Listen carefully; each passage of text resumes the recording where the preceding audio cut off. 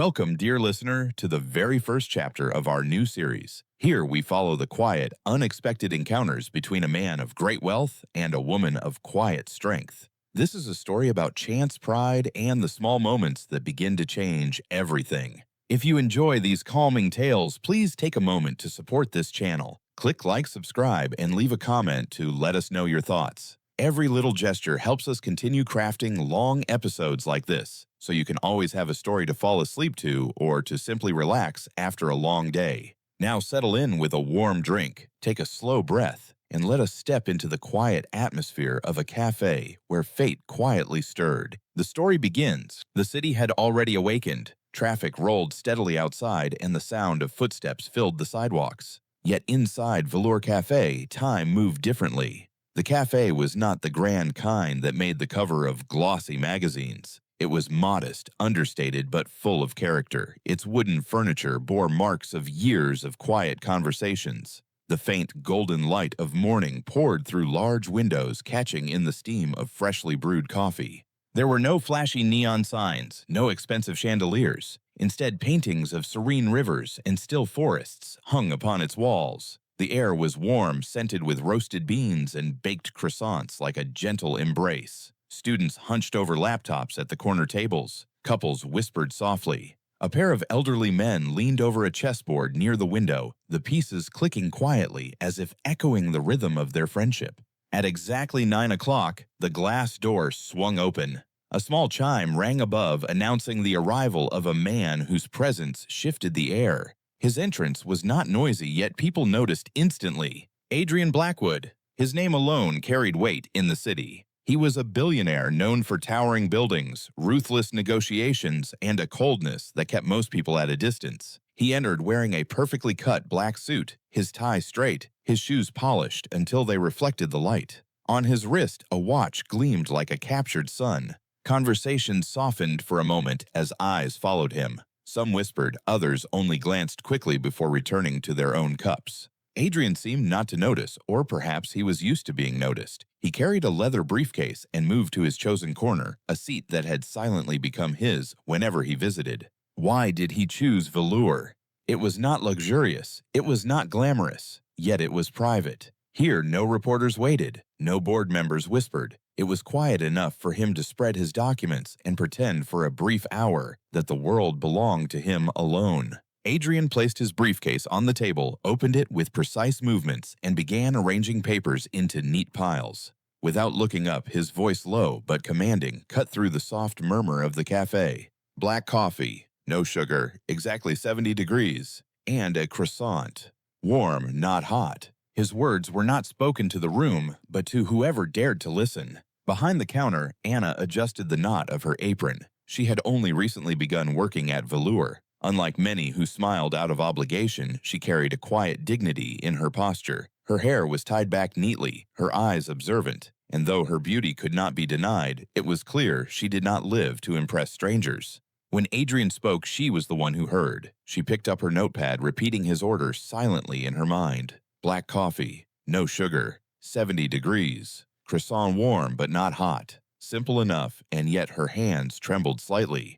From her colleagues, she had already heard the whispers, "He's demanding. Careful not to upset him. If you do well, he tips. If you fail, he remembers." Anna inhaled, steadying herself. "Yes, sir," she said softly. She moved with measured steps to prepare the order. The croissant went into the oven for a brief warm-up. She began the coffee. But just as she reached for the pot, another order called from across the counter. The morning rush had begun. A coworker asked her to assist, and for a brief moment she lost her rhythm.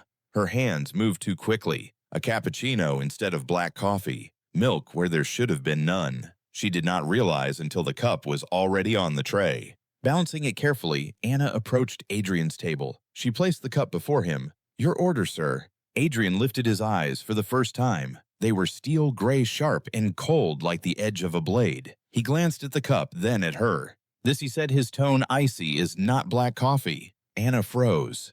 Her breath caught. I'm so sorry, sir.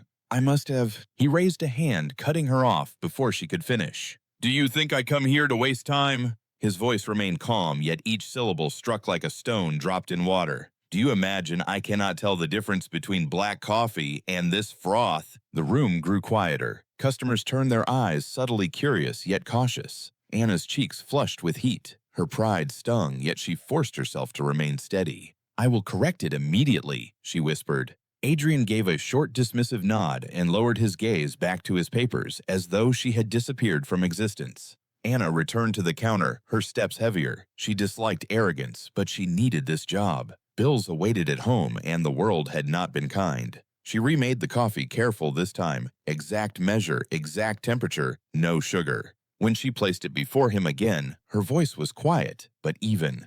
"Your order, sir." He did not glance at her, only at the steam rising from the cup. Without a word, he turned back to his documents. No thanks, no acknowledgement, only silence. Anna turned away, her jaw set tightly. The cafe resumed its rhythm.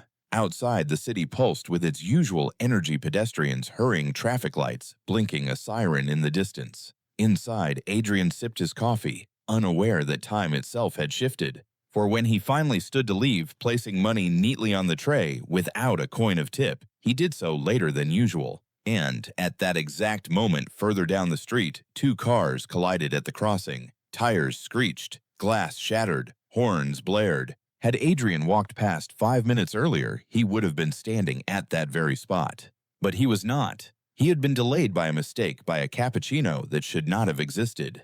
Fate had begun to weave its threads. Neither Adrian nor Anna knew it yet, but one spilled order had already altered the course of their lives. And this was only the first brushstroke on the canvas of their story. The cappuccino incident had faded into the background noise of the cafe, but the atmosphere still carried a faint unease. Customers who had quietly witnessed the exchange now returned to their conversations, though every so often a curious glance drifted toward the corner table where Adrian Blackwood sat. Anna moved between tables, her tray balanced with practiced steadiness. On the surface, she was the same as always, polite, careful, attentive. Yet beneath the calm exterior, her mind replayed the moment again and again. His cold words, his dismissive gesture, the way he looked through her, as if she were invisible. She told herself she shouldn't care. Customers came and went. Some were kind, some were cruel. But something about this man unsettled her, not because of who he was, but because of how effortlessly he reduced others to shadows. At the counter, Leo, her fellow waiter, leaned toward her when she returned to pick up another order. His voice was a whisper meant only for her.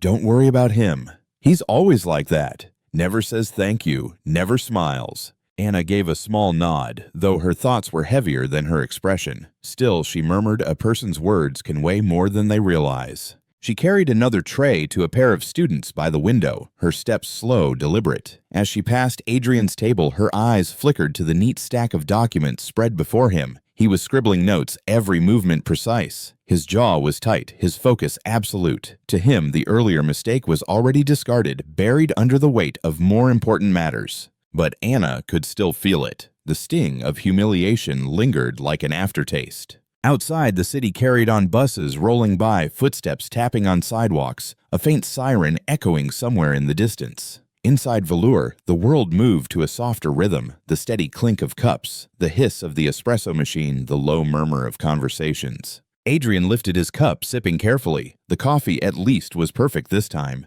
Yet his thoughts wandered. He had faced boardrooms of rivals' contracts worth millions and reporters eager for a headline. But why did the mistake of a single waitress linger in his mind longer than it should? He dismissed the thought, quickly burying it under columns of numbers. Still in the quiet corner of his mind, the image of her steady gaze remained. She had not looked broken when he scolded her. She had looked unyielding. At the table beside him, an elderly woman with silver hair folded her newspaper and glanced at him. She smiled faintly, her eyes kind. "You remind me of my husband," she said softly, "always working even when the world asked him to rest." Adrian looked at her, caught off guard. He gave the slightest nod, no more than a polite acknowledgement, before lowering his gaze back to his papers. The woman chuckled gently as if amused by his silence, then sipped her tea. Anna noticed the exchange. Something about the woman's gentle tone and Adrian's rigid response made her sigh quietly. She wondered if he had forgotten what it meant to be spoken to kindly, without expectation.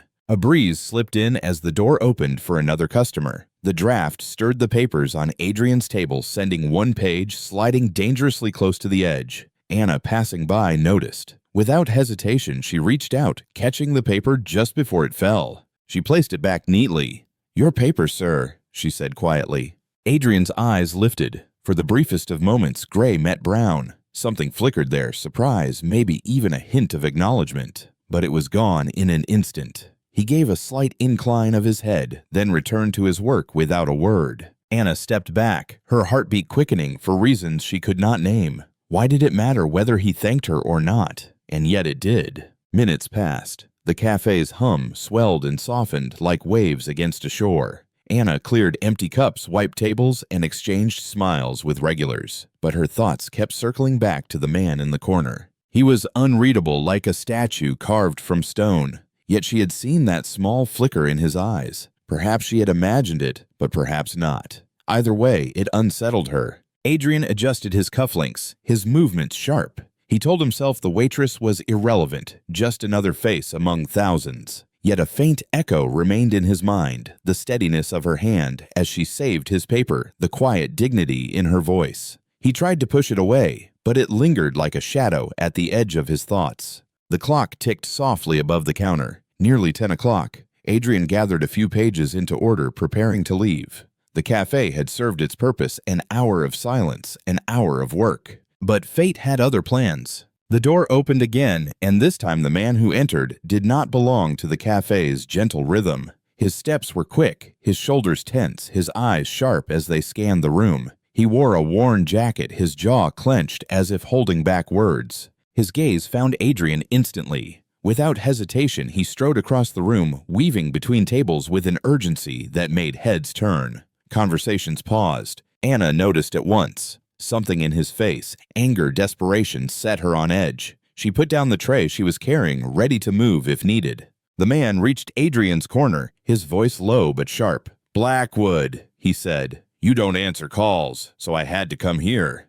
The calm of the cafe was about to shatter. Adrian looked up slowly, irritation flashing in his eyes. Anna stood only a few steps away, unsure of what would happen next. The stranger's voice cut through the cafe's calm like a blade through silk. "Blackwood," he hissed, his tone dripping with contempt. "You never answer my calls, so I came here myself." Adrian lifted his eyes slowly, deliberately, as though granting the man the courtesy of being noticed was already an act of generosity. His gray gaze was sharp, cold, and unimpressed. "This is not the place," he said flatly. "Whatever your business, it can wait." But the man leaned forward, his palms pressing onto the edge of Adrian's table, rattling the neat stack of papers. His voice rose just enough for nearby customers to hear. "My brother worked for your company for 10 years. 10 years, and you cast him aside like trash. He trusted you. He believed in you. And now he's ruined." The cafe fell into uneasy silence. A spoon clinked awkwardly against a saucer somewhere near the counter, but otherwise no one moved. Anna's breath caught. She could see the tension radiating from the stranger's shoulders, the way his jaw tightened with barely restrained anger. She stepped closer, her instincts telling her this could spiral quickly. Adrian, however, remained calm, perhaps too calm. His fingers adjusted the corner of one page as though the man's words were no more pressing than a wrinkle on paper. "If your brother failed," Adrian said in a voice as even as polished stone, "then he failed himself. I do not owe explanations to anyone who cannot keep pace." The man's face reddened. His fist slammed down onto the table, rattling the coffee cup. "You arrogant!" "Sir." The word was soft, yet it carried unexpected weight. All eyes turned. Anna stood only a few steps away, her tray set aside, her apron neat, her posture steady. Her voice was calm, almost gentle, but firm enough to interrupt. "This cafe is a place for peace. If you wish to discuss business, please do so outside." The man's eyes darted to her, filled with frustration. For a moment, he seemed ready to lash out again. But Anna's gaze did not waver. She did not challenge him with hostility, only held him with steady resolve, reminding him that the entire room was watching. Around them, the silence thickened. Customers shifted uneasily, their eyes flicking between the billionaire and the stranger. The elderly woman with silver hair folded her hands tightly. The chess game in the corner froze mid-move, and Leo stood behind the counter, his face pale. The man exhaled sharply, dragging a hand through his hair. His shoulders slumped, but his voice still trembled with anger. "You people, You all let him get away with everything." He turned muttering under his breath and walked toward the door. The bell above it chimed faintly as it closed behind him, leaving behind a vacuum of tension. Anna let out a breath she hadn't realized she'd been holding. Her hands trembled slightly, though she kept them hidden in the folds of her apron. She turned back to her duties quietly, but her heart still raced. Adrian, by contrast, remained exactly as he had been. He picked up his cup, sipping slowly as though nothing had happened. He set it down again, perfectly aligned with the saucer, and returned his eyes to his documents. Yet something had changed. For the first time since he had entered that morning, his gaze flickered briefly toward Anna. He studied her in silence, his expression unreadable. Minutes passed before the cafe found its rhythm again. Conversations resumed cautiously. Laughter returned in hushed tones, and the chessboard clinked once more. But Anna's mind was not so easily soothed. She returned to the counter where Leo whispered urgently, "You could have been hurt. Why did you step in?" Anna shook her head. Someone had to. He was angry, but words can be guided before they turn into something worse. Leo frowned, still uneasy, but said no more. From his corner, Adrian adjusted the papers once more, but his mind was elsewhere. He had seen countless negotiations collapse into shouting matches, had faced men far more dangerous than the stranger who had stormed in.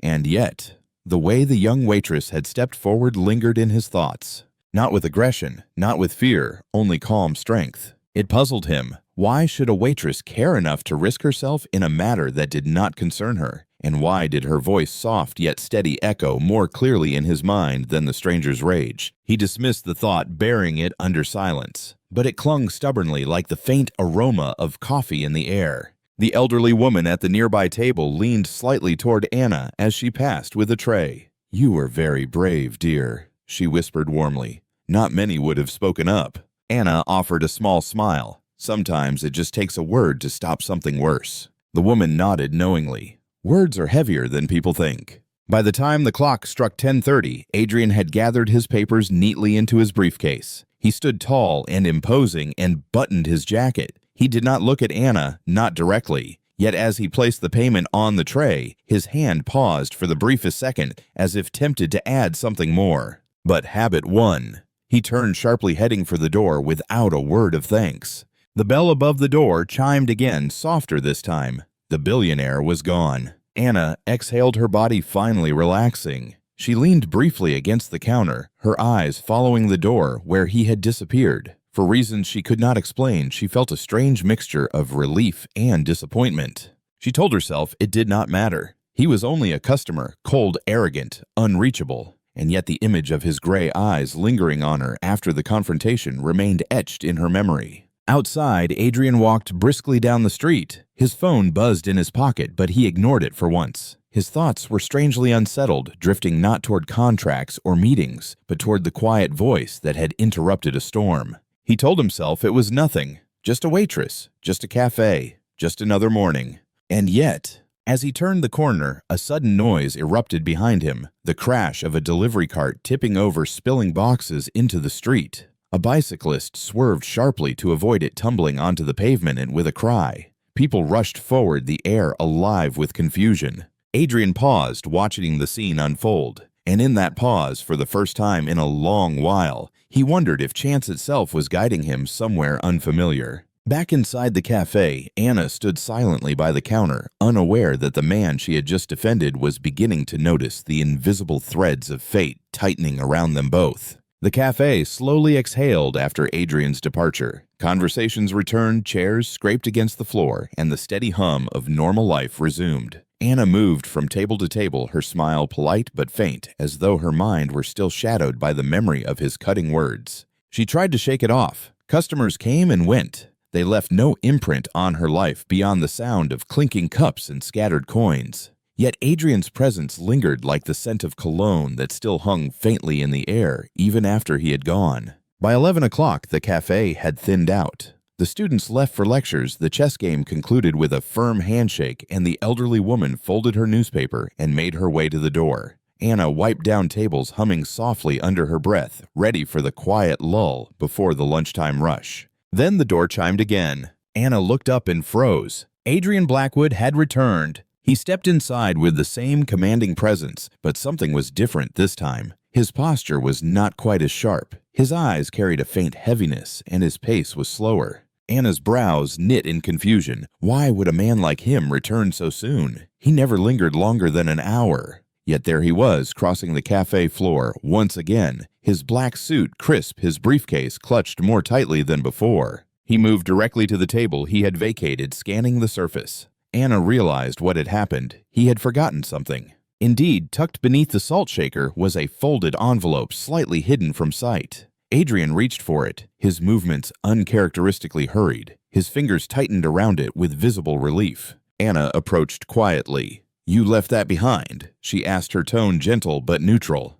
Adrian straightened his usual mask, sliding quickly back into place. "Important papers," he replied curtly. For a moment, Anna thought he would turn and leave again, but instead he paused, his eyes flicking toward her. There was something unspoken there, a shadow perhaps, or the faintest trace of weariness. She noticed then the lines at the corner of his eyes, the subtle tension in his shoulders, the way he exhaled just a fraction too heavily. He looked like a man carrying more than documents. "Would you like another coffee?" she asked, surprising even herself. Adrian hesitated. For once, he did not respond immediately with a command. His gaze shifted to the window, then back to her. Finally, he gave a small nod. Black, the same as before. Anna moved to the counter, preparing the coffee with careful hands. She made sure every detail was exact, the right temperature, the right measure. As the steam curled upward, she glanced toward him. He had sat again, but not with the same rigid intensity. His briefcase rested on the table unopened, and for once his hands were still. When she placed the cup before him, she said softly, "Here you are." He looked at it, then at her. His lips parted slightly, as if he might say the words he had withheld earlier, but no sound came. Instead, he nodded once and wrapped his hands around the cup. The cafe was quieter now, with fewer customers, and the silence between them felt different, less sharp, less hostile. Adrian sipped slowly, his eyes distant. Anna busied herself at a nearby table, though her attention kept drifting back to him. She noticed the faint slump of his shoulders, the subtle weariness he tried so hard to hide. For the first time, she wondered what weight a man like him truly carried. It was then that a draft swept in again as the door opened for another customer. A loose sheet of paper fluttered out from Adrian's briefcase, slipping under the table. He didn't notice. Anna crouched quickly, retrieving the page before it could crumple beneath a passing shoe. She scanned it briefly out of instinct, a spreadsheet of numbers columns neatly typed, though her eyes caught on a line circled in red projected losses. She returned it without comment. "You dropped this." Adrian accepted the page, his eyes narrowing slightly as he realized what she might have seen. For a heartbeat, pride flared in him, his instinct to guard, to conceal weakness. But when he looked into her steady gaze, something softened. She had not spoken a word about what she saw, nor given any sign of judgment.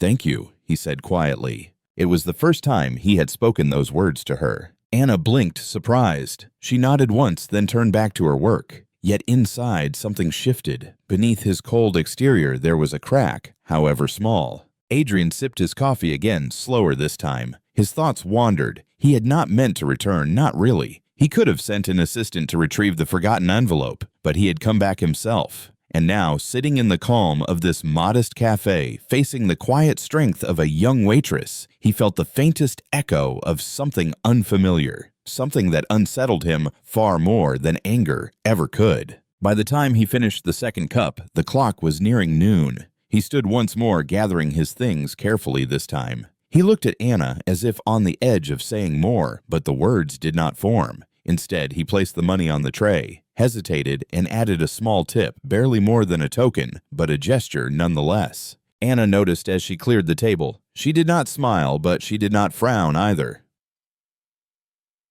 Her expression was calm, unreadable, much like his had been.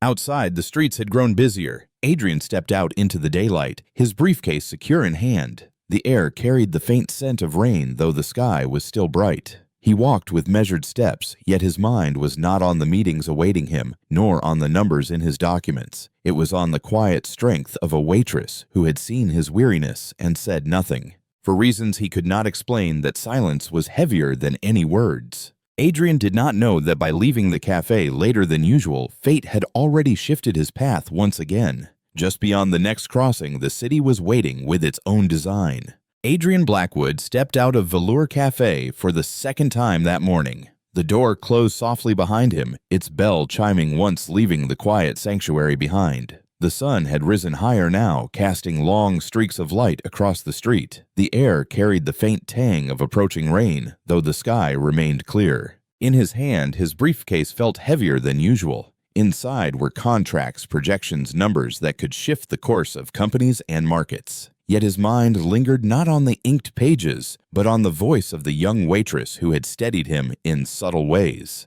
The calmness in her gaze when she handed him the fallen page still clung to him like a faint echo. He dismissed the thought as always. Feelings were distractions, weakness. He had built an empire by shutting such things away. And yet, as his polished shoes clicked against the pavement, he found himself walking more slowly than usual, as if unwilling to rush back into the storm of meetings. The street was alive now. Delivery carts rattled along the cobblestones. Vendors raised their voices. Cyclists weaved between pedestrians. Cars rolled past with steady hums and sharp honks. The city was awake, alive, indifferent to the man in the black suit weaving through it. Adrian paused at a corner, waiting for the light to change. He tapped his briefcase lightly against his leg, his eyes scanning the crossing ahead. His thoughts were already moving toward the meeting he would attend at noon, the documents he had retrieved, the numbers he needed to defend. Then, in a moment that seemed to stretch thin, chaos erupted. A truck, its brakes shrieking, swerved violently into the intersection. Tires screamed against asphalt. A small car spun sideways, colliding with a lamppost. Pedestrians gasped, scattering to the sidewalks. Shouts filled the air, sharp and panicked.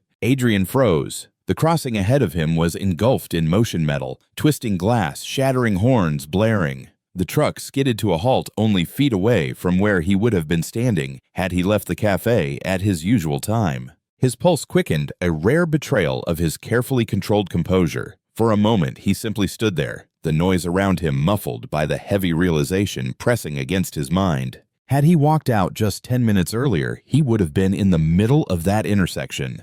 People rushed forward to help. A young man pulled the driver of the small car from the seat. A woman called emergency services, her voice trembling. A child clung to her mother's skirt, eyes wide with fear. Adrian remained still, his briefcase clutched tightly in his hand. The thought circled in his mind like a hawk refusing to leave. I should have been there. It was absurd, of course. A coincidence. A matter of minutes. Yet the coincidence felt too sharp, too deliberate. He thought of the spilled coffee, the delay, the paper that had nearly slipped away, the waitress who had quietly returned it to him. Small interruptions, trivial moments, yet each had stacked together to shift the path of his morning.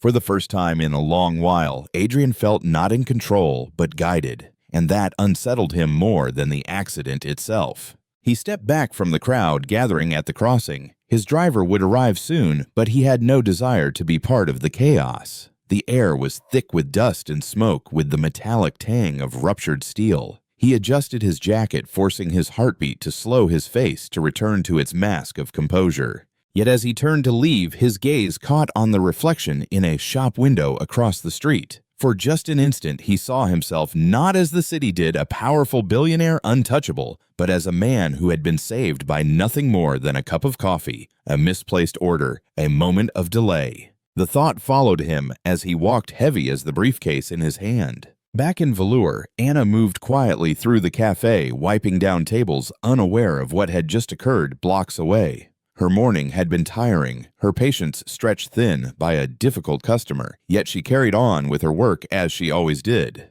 She thought briefly of the man who had left tall cold unreachable. She did not know that her small mistakes, her quiet actions had already shifted the rhythm of his day. She did not know that at that very moment, Adrian Blackwood was walking away from twisted metal and broken glass, alive, because of her. By noon, the cafe filled again with the rush of lunchtime visitors. Anna smiled faintly at familiar faces, served steaming cups, and cleared away crumbs. She did not think again of the man in the black suit, at least not yet.